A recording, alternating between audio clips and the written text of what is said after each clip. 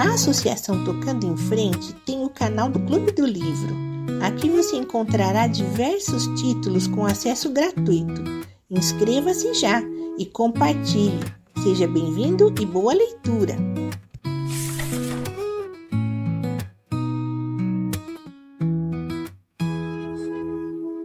A Moreninha, capítulo 8, Augusto prosseguindo. A avó de Felipe quis tomar por sua vez a palavra, porém o estudante lhe fez ver que ainda muito faltava para o fim de suas histórias, e voltando de novo ao seu lugar, continuou. O acontecimento que acabo de relatar, minha senhora, produziu vivíssima impressão no meu espírito. Ajudado por minha memória de menino de 13 anos, apenas entrei em casa, escrevi palavra por palavra quanto me havia acontecido. Isto me tirou o trabalho de mentir porque, adormecendo sobre o papel que acabava de escrever, meu pai o leu à sua vontade e soube o destino do Camafeu, sem precisar que eu lhe o dissesse. Ele ainda estava junto de mim quando despertei, exclamando: "O meu breve, o velho, minha mulher!" "Anda, doidinho", disse-me meu pai com bondade. "Eu te perdoo tuas novas loucuras em louvor da ação que praticaste, socorrendo um velho enfermo. Agora guarda, eu te peço, e mesmo tomando, guarda melhor este breve do que guardaste o Camafeu." E isto dizendo, deixou-me. Não se falou mais nesse acontecimento. Soube que o velho morrera no dia seguinte e que no momento da agonia abençoara de novo a minha camarada e a mim. Meu pai fez todas as despesas do enterro do velho e socorreu sua desgraçada família. Eu nunca mais vi nem soube notícia alguma de minha interessante camarada, mas nem por isso a esqueci, minha senhora. Porque, ou seja, que meu coração a tivesse amado deveras, ou que esse breve tivesse em si alguma coisa de encantador, o certo é que eu ainda hoje me lembro com saudade dessa criança tão travessa, porém tão bela. Sem saber seu nome, pois nem lhe o perguntei, nem ela mo disse, quando quero falar a seu respeito, digo, minha mulher. Riem-se. Não me importa, não posso dizer de outro modo. Sempre com sua imagem na minha alma, com seu engraçado sorriso diante de meus olhos, com suas sonoras palavras soando a meus ouvidos, passei 5 anos pensando nela de dia e com ela sonhando de noite. Era uma loucura, mas que havia eu de fazer? Cheguei assim aos meus 18 anos. Eu já era, pois, mancebo. Meus pais nada poupavam para me educar convenientemente. Aprendia quando me vinha à cabeça. Diziam que minha voz era sonora e, por tal, convidavam-me para cantar em elegantes sociedades. Julgavam que eu dançava com graça e lá eu ia para os bailes. Finalmente, como cheguei a fazer algumas quadras, pediam-me para recitar sonetos em dias de anos e assim introduziram-me em 1000 reuniões, onde as belezas formigavam e os amores eram dardejados por brilhantes olhos de todas as cores. Além disto, frequentava as casas de meus companheiros de estudos e os ouvia contar proezas de paixões, triunfos e derrotas amorosas. Meu amor próprio se despertou. Tive vontade de amar e ser amado. Julguei esta minha determinação ainda mais justa, pois tendo ido passear certas férias na roça, e lá falando 1000 vezes no meu breve e em minha mulher, ouvi a minha mãe dizer uma vez em que me julgava longe: "Temo que esse breve tire o juízo àquele menino. Talvez nos seja preciso casá-lo cedo." Portanto, para não ouvir somente, mas também para contar alguma vitória de amor, para não endoidecer por causa do breve e, finalmente, Para não ser necessário a minha mãe casar-me cedo, determinei-me a amar. Esqueceu-se por consequência de sua mulher e do seu breve? Perguntou a senhora Dona Ana, interrompendo Augusto. Ao contrário, minha senhora, tornou este. Foi essa minha resolução que me tornou mais firme e mais amante de minha mulher. Não sei, continuou Augusto, que teve o amor comigo para entender que todas as moças deviam rir-se de mim e zombar de meus afetos. Pensa que brinco, minha senhora? Pois foi isso mesmo que me sucedeu no discurso de minhas paixões. Eu resumo algumas. A primeira moça que amei era uma bela moreninha de 16 anos de idade. Fiz-lhe a minha declaração na carta mais patética que um pateta poderia conceder. No fim de 3 dias, recebi uma resposta abrasadora e cheia de protestos de gratidão e ternura. Meu coração se entusiasmou com isso. Na primeira reunião de estudantes, contei a minha vitória. Li a minha carta e a resposta que havia recebido. Fui vivamente aplaudido. Porém, 8 dias depois, os mesmos estudantes quase me quebraram a cabeça com chacoletadas e gargalhadas, porque 8 dias, bem contadinhos, depois dessa resposta, a minha terna amada casou-se com um velho de 60 anos. Jurei não amar moça nenhuma que tivesse a cor morena. Apaixonei-me logo e fui, desgraçadamente, correspondido por uma interessante jovem tão coradinha que parecia mesmo uma rosa francesa. Nós nos encontrávamos nas noites dos sábados em certa casa, onde se dava todas as semanas uma partida. Era a mais agradável sabatina que podia ter um estudante, porém, o meu novo amor chegava a ser tocante demais. A minha querida levava o ciúme até um ponto que atormentava prodigiosamente. Se passava algum dia em que a não visse e lhe não mandasse uma flor, aparecia-me depois chorosa e abatida.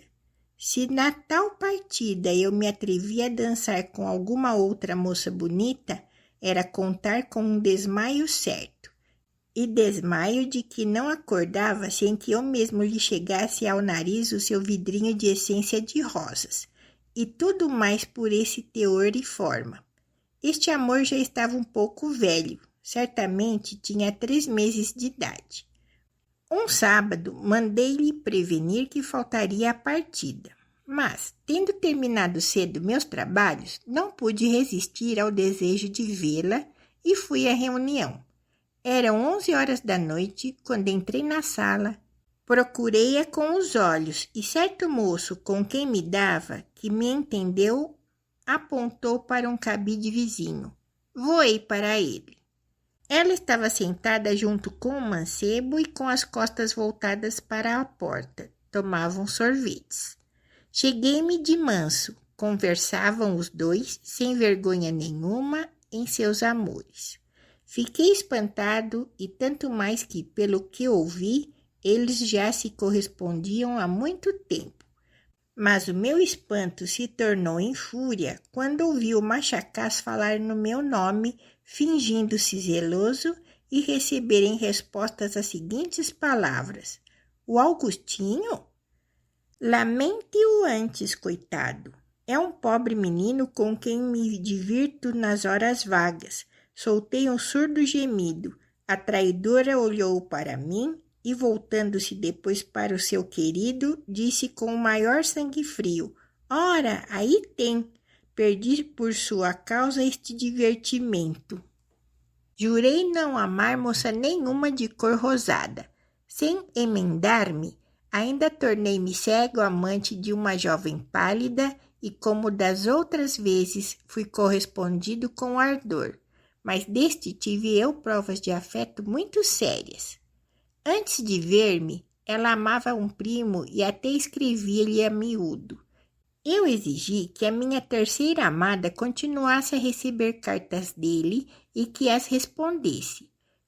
Consentiu nisso com a condição de lhe redigir eu as respostas. Belo, disse comigo. Vou também divertir-me por minha vez à custa de um amante infeliz.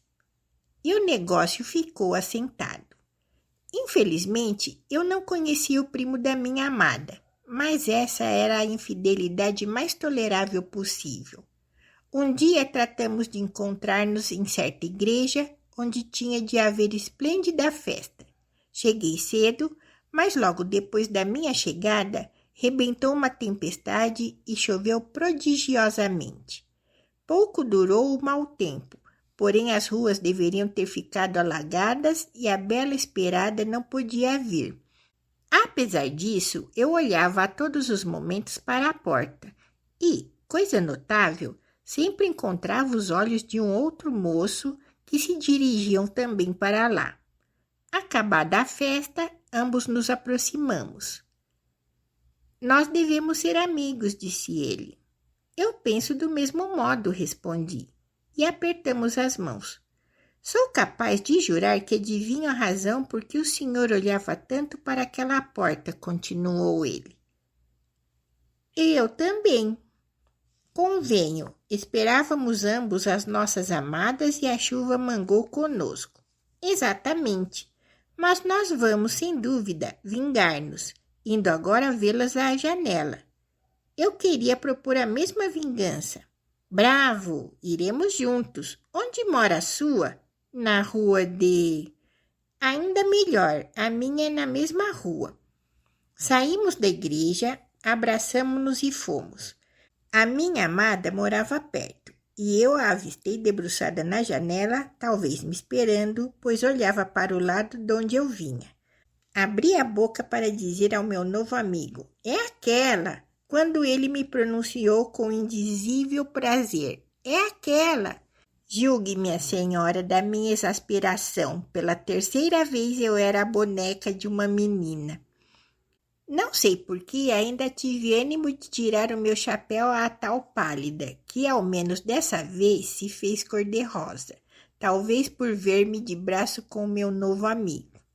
Passando a maldita casa, Jorge, que assim se chamava o moço, disse-me com fogo, aquela jovem adora-me. Está certo disso, meu amigo? Tenho provas. Acredita muito nelas? Tenho as mais fortes. Por último, recebi ainda, e de maior confiança, eu lhe conto. Um estudante a requestou e escreveu-lhe. Ela mandou-me a carta e eu respondi em seu lugar.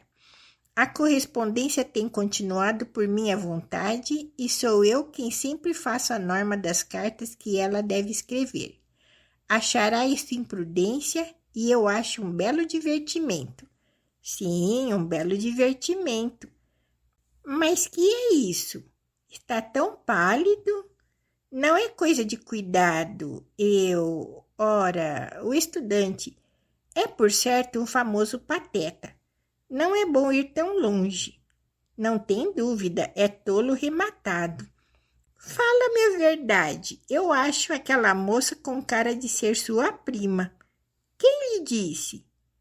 É, com efeito, minha prima, pois vamos à minha casa.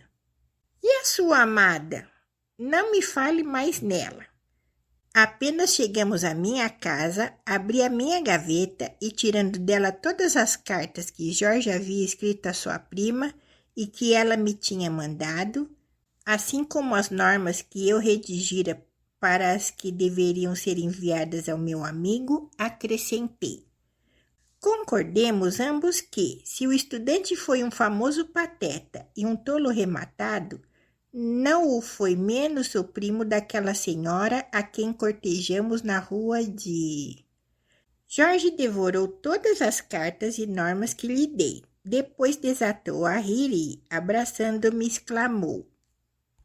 Concordamos também, caro estudante, que minha prima tem bastante habilidade para se corresponder com meio mundo sem incomodar com o trabalho da redação de suas cartas. O bom humor de Jorge tornou-me alegre. Jantamos juntos, rimos-nos todo o dia e só de noite se retirou. Tratei de dormir, mas antes de adormecer, falei ainda comigo mesmo. Juro que não hei de amar moça nenhuma de cor pálida. Desde então, declarei guerra ao amor, minha senhora. Tornei-me ao que era dantes, isto é, ocupei-me somente em me lembrar da minha mulher e em beijar o meu breve. Mas eu andava triste e abatido e às vezes pensava assim: ora, pois, jurei não amar a moça nenhuma que fosse morena, corada ou pálida. Estas são as cores, estes são os tipos de beleza, e portanto minha mulher terá, apesar meu, uma das tais cores. Logo não me caso com minha mulher e em última conclusão serei celibatário. Vou ser frade. Minha tristeza, meu abatimento deu nos olhos da digna, jovial e espirituosa esposa de um de meus bons amigos. Ela me pediu que lhe confiasse as minhas penas e eu não pude deixar de relatar estes 3 fatos à consorte de um caro amigo. A única consolação que tive foi vê-la correr para o piano e ouvi-la cantar as seguintes e outras quadrinhas musicadas no gosto nacional. Primeiro, menina solteira que almeja casar, não caia em amar a homem algum, nem seja notável por sua esquivança, não tire a esperança de amante nenhum. Segundo, mereçam-lhe todos olhares ardentes, suspiros ferventes, bem pode soltar. Não negue a nenhum protestos de amor, a qualquer que for, o pode jurar. Terceiro, os velhos não devem formar exceção, porquanto eles são um grande partido, que em falta de moço que fortuna faça, nunca foi desgraça um velho marido. Quarto, ciúmes e zelos, amor e ternura, não será loucura fingida estudar. Assim ganhar tudo, moças, se tem visto, serve muito isto antes de casar. Quinto, contra os ardilosos oponha seu brio, tenha sangue frio para saber fugir. Em todos os casos, sempre deve estar pronta para chorar, pronta para rir. Sexto, pode bem a moça, assim praticando, dos homens zombando a vida passar. Mas se aparecer algum toleirão, sem mais reflexão, é logo casar. Então o negócio é assim, minha senhora? Exclamei eu ao vê-la levantar-se do piano. Certamente, me respondeu ela. É este, pouco mais ou menos, o breviário por onde reza a totalidade das moças. Fico-lhe extremamente agradecido pelo desengano. Estimo que lhe sirva de muito. Já serve, minha senhora. Já tirei grande proveito dele. E como? Escute. Abatido e desesperado com os meus infortúnios, eu tinha jurado não amar a mais nenhuma moça que fosse morena, corada ou pálida. Estavam, pois, esgotados os belos tipos. Eu deveria morrer celibatário. E agora? Agora, graças ao seu lundo, juro que de hoje avante amarei a todas elas, morenas, coradas, pálidas, magras e gordas, cortesãs ou roceiras, feias ou bonitas, tudo serve. E com efeito, minha senhora, continuou Augusto dirigindo-se à senhora Dona Ana, fiz-me absolutamente um ser novo, graças ao lundo. Guardando e beijando com desvelo o meu querido breve, que sempre comigo trago, eu conservo a lembrança mais terna e constante de minha mulher. Ela é o amor do meu coração, enquanto todas as outras são o divertimento dos meus olhos e o passatempo de minha vida. Eis finalmente a história de meus amores. Tais foram as razões que me tornaram borboleta de amor. Terminando assim, Augusto ia respirar um instante, quando pela segunda vez lhe pareceu ouvir ruído na porta da gruta. Alguém nos escuta, disse ele, como da outra vez. É talvez uma nova ilusão, respondeu a digna hóspeda. Não, minha senhora, eu ouvi distintamente a bulha de uma pessoa que corre, tornou Augusto, dirigindo-se à entrada da gruta e observando ao derredor dela. Então, perguntou a senhora Dona Ana. Enganei-me, na verdade. Mas vê alguém? Apenas lá vejo a sua bela neta, a senhora Dona Carolina, que se precipita com a maior graça do mundo sobre uma borboleta que lhe foge e que ela procura prender. Uma borboleta.